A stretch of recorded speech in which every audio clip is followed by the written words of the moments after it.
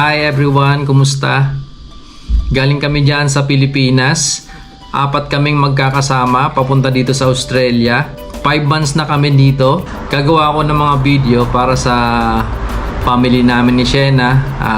Siyempre sa mga kaibigan, kamag-anak namin ni Shena dyan sa Taguig at sa Bustos. Mga tropa namin para alam nila yung buhay na meron kami dito sa Australia. Siyempre, para dun sa mga pamilya na may planong pumunta dito sa Australia, pwede nyong gawing guide yung mga gagawin namin sa mga susunod pang video. Oh my God! Wow! Family vlog to, kaya makakasama ko dito si Shena, yung asawa ko, si Gabi, yung anak kong bunso, at si Miguel, yung panganay ko. Bago pa lang kami dito, kaya samahan nyo kaming mag-explore dito sa Australia, especially dito sa Sydney. Kakain tayo sa mga iba't ibang restaurant dito. Marami ditong restaurant na masasarap kainan. Re-review kami ng mga food. Gagawa din ako ng video kung anong mga ginawa ni Shena at yung mga requirements na kinuha namin para makapunta dito sa Australia. Nice. Abangan nyo yan. I-play muna natin yung first day namin dito sa house. Yung empty pa siya. Eto.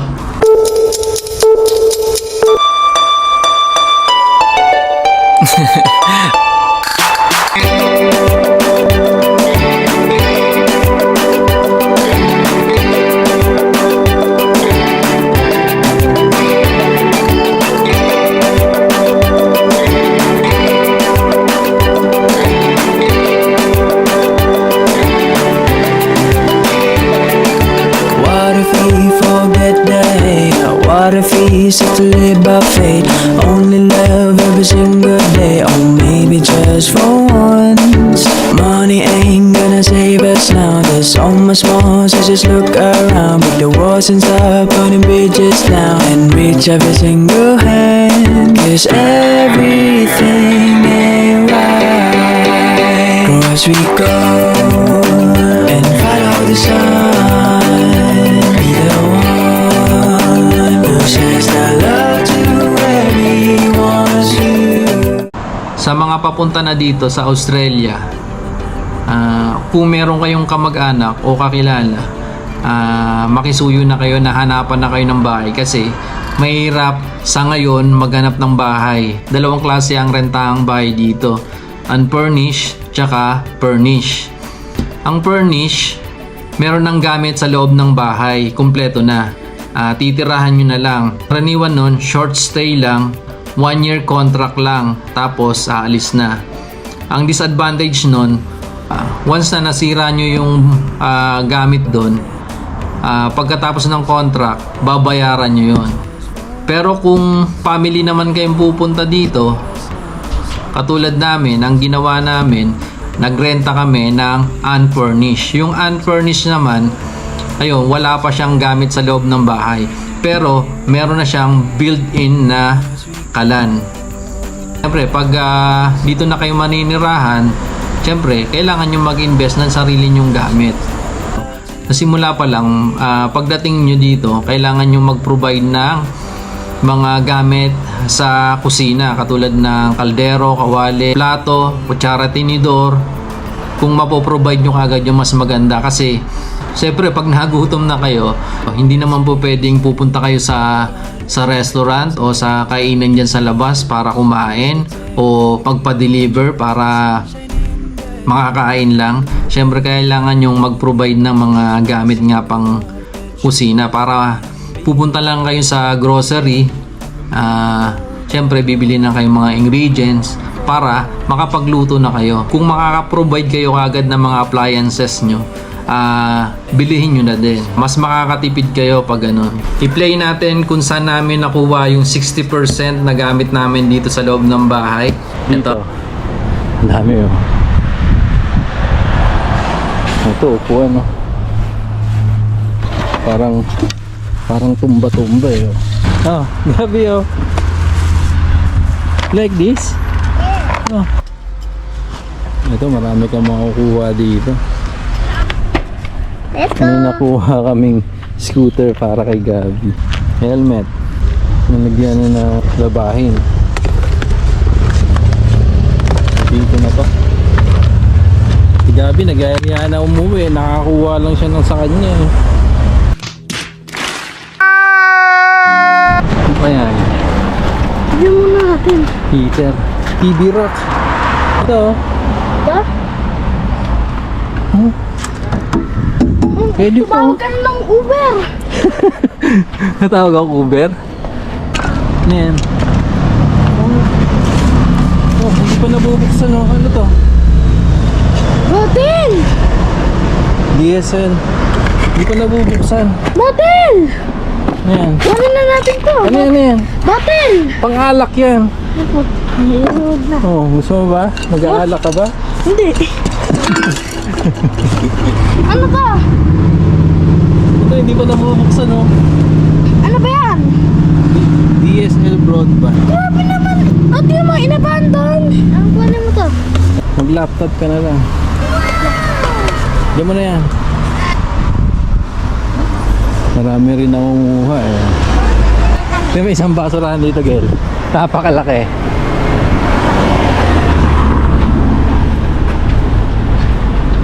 Oh. Dami na nating basurahan. Frame. Oo, ang daming frame. Gusto mo ba maglagay ng frame sa bahay?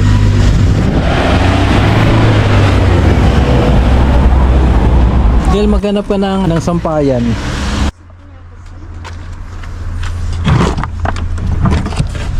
Yung may cabinet dito. Diyan, ang ganda pa ng cabinet na to. Tinatapon lang.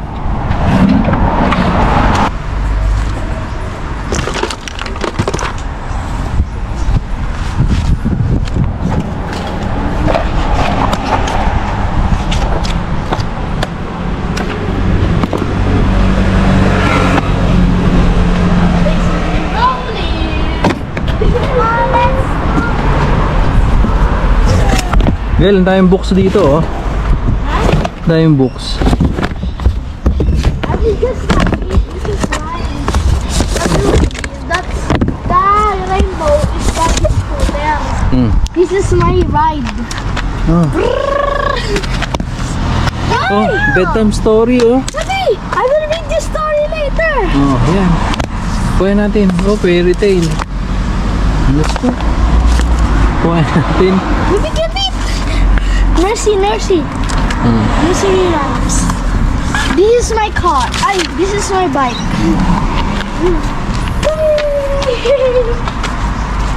Kailangan matesting natin tong ano. Girl, kuhanin natin to.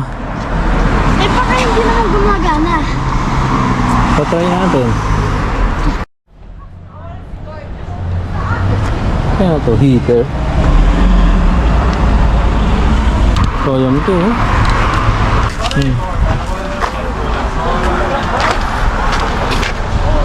Libre lahat yan. Floater pang pag magbe-beach ka.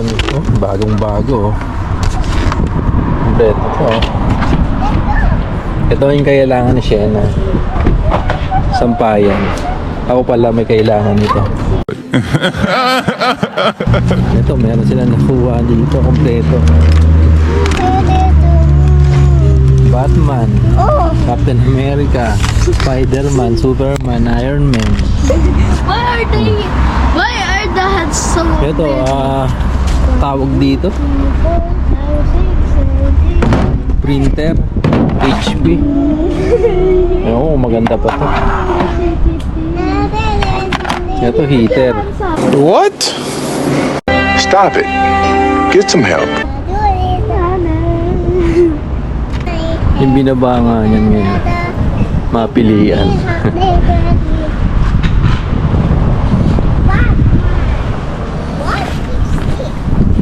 Ito, mabait din sila eh. Oh. Talagang nilalagyan nila ng bubbles. Nice. Ito, goblet. Maraming goblet eh. Oh. May nakita Oh? kong table. Oo, kukunin natin. Ano? Puro gablet. Miguel, kuhain natin to. Ano yan? Hindi nga. Kaya yung scale yan. Hindi nga. Baka sira. Hindi yan. Pwede naman kayo. May dinadala pa dun. Hindi nga. Subukan natin. Parang kay tita mo.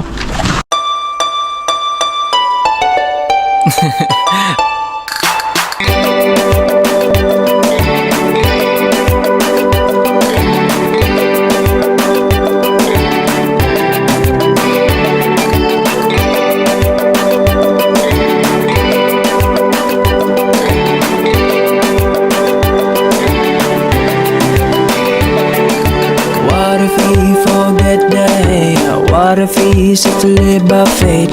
Only love every single day, or maybe just for once. Money ain't gonna save us now. There's so much more, so just look around. Break the walls and start putting bridges down, and reach every single hand. 'Cause everything ain't right. Cross we go and follow the sun. Be the one who says the love to everyone soon. Will become me and you. We live every day, but we only that one. Tara, pasukin na natin yung bahay na meron ng laman galing sa pangangalakal at sa nabili namin. Pasukin na natin yung bahay namin. Ito. Pulot lang din yan. Yan. Christmas na sa loob ng bahay. Tara. Yan. Ito, yung shoe rack. Pulot lang din namin yan ni Miguel. Yung shoe rack naging helmet rack na. Ito. Good condition naman eh. Kaya kinuha ko na pero wala pang gamit. Pero dyan lang muna. Ito yung lamesa namin. Nakuha namin ni Miguel. Hexagon siya pag binuo eh. Kalahati lang yun. Yan. Wala kaming mahanap na buo eh. Pero maganda naman to kasi heavy duty. Bakal yan eh. Oh. Itong upuan, nakuha rin namin to. Kulay blue nga lang pero okay. Hindi magka-partner. Yung isa nito, putol yung paa kaya tatlo lang yung nakuha namin. Pero apat dapat yun eh. Ito. Dalawang pambata. Ito naman yung sopa. Nakuha rin namin yan. Ito, tumba-tumba. Tapos, ito mga nakuha lang din namin to. Ito, galing sa Pilipinas to. Tsaka ito. Itong stante na yan. Napulot lang namin yan. Itong heavy duty na sopa. Puan ni Miguel. Ito center table, sobrang laki. Ito yung una namin ginamit na table na kainan. Yung wala pa kaming bangko, ito yung ginagamit namin. Yung nakuha namin tong table na to, pinilit namin. Nice. So naging center table na siya. Ito naman, yung TV rack, napulot lang din namin. Matibay. Yan. Tapos tong mga books, lahat yan pulot. Tapos tong PB naman na to, in-order na ni Shena sa appliance online. Ito yung mga Christmas decor, nabili na lang namin. Ito, nagpakabit din kami ng router. Ito, napulot din namin. Nilagyan na ni Gabi ng booklet.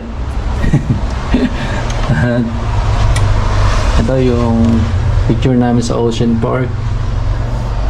Ito, Christmas decor din pa ito. Ito, na order ko sa Temu. Pag magbablog si Shena na nagluluto siya para mas maganda yung kuha ng video. Ito naman yung desktop namin. Sana all. Ito, napulot din namin to. Timbakan ni Shena ng mga ingredients. Mukhang kailangan na namin mag-grocery. Ubus na. Ito yung mga lagyan ng pagkain. Ito sa kusina. Ito yung rep na in-order ni Shena sa appliance online din kasama nung TV. Tapos ito. Ay, wala pa pala yung TV. Nauna pala yung dryer, rep. So, yung tatlo lang nauna. Sumunod na yun. So, microwave. Si Miguel kasi mahilig mag-init-init ng pagkain niya. Lagi dito nagluluto kaya dito lang para mas mabilis. Sa Pilipinas kasi gusto namin bilhin talaga tong microwave na to kaso mahal nga sa kuryente. Pero dito okay lang, may pambayad ka dito tsaka syempre may pambili ka rin ng mga gamit na magagamit. Paano masabi? Ito bigay lang to ni Miss Ann, kaibigan ni Shena.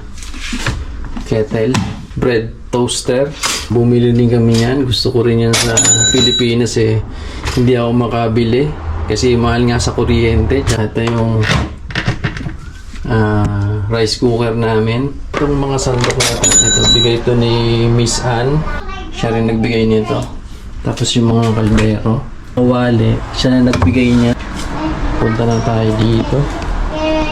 Ito, nag-setup na si Shena ng Christmas tree. Ito, may Christmas list din si Mickey.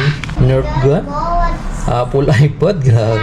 Apple Watch, Fortnite, Nerf gun, Teddy CZ like human. Mas list, Gabi, kitchen toy, mini, baby with stroller.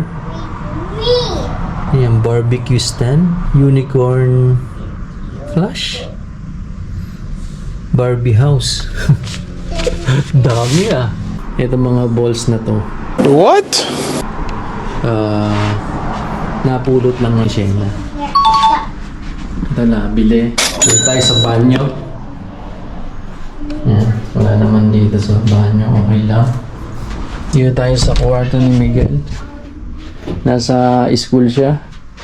Ito, lowbat yung service niya. Study table niya, naging tampakan ng laruan. Ito, pulot namin to, Nerf gun. Superheroes. Pulot lang din yan. Ito, folding bed. Pulot lang namin to. Ito, gain ng katrabaho ni Shena. Kama na to. Ito mga to, bilhan lang namin to sa Kmart. Dito, master bedroom. Yan. Dito kami natutulog ni Gabi. Tsaka ni Shena. Wala pa siyang bed frame. Naghihintay kami ng Big Rubbish Collection. Baka makahanap kami ng frame na queen size. Itong dryer namin, hindi pa namin gagamit kasi summer ngayon. Ito, nabili namin tong lamp na to sa Kmart. Ito, pulot lang to.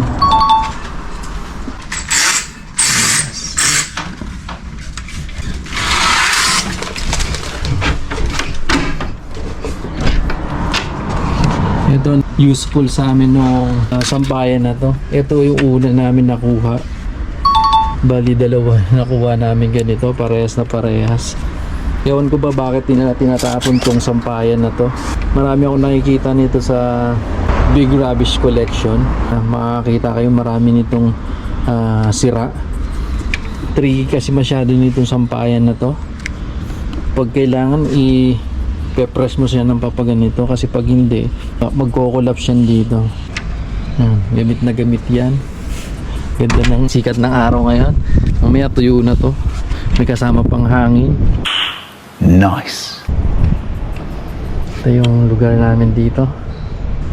Pagdating nyo dito sa Australia, hindi ko sinasabi na mga lakal din kayo na katulad ng ginawa namin. na kung paano namin inipon yung mga gamit namin. Optional lang yun. Kahit anong appliances na gusto nyo dito, kaya nyong bilihin. Madali nyong mabibili yung mga gusto nyong gamit dito once na sumasahod na kayo. Kaya hindi nyo kailangan mga lakal. Ang sa akin lang, pag nakikita ko yung basura nila, nangihinayang ako. Kahit si Miguel, nangihinayang rin kasi marami siyang nakukuha doon ng mga laruan, katulad ng scooter ni Gabi. Siyempre, nakakatuwa din, di ba? Bibihira yon. Galing ka sa Pilipinas, tapos mapupunta ka sa ganitong lugar, makikita mo yung basura nila gagamitin mong 20 years pa sa Pilipinas, eto itatapon lang nila. Sana marami kaming ma-inspire sa mga susunod pa naming video, especially doon sa pamilya na planong pumunta na dito sa Australia.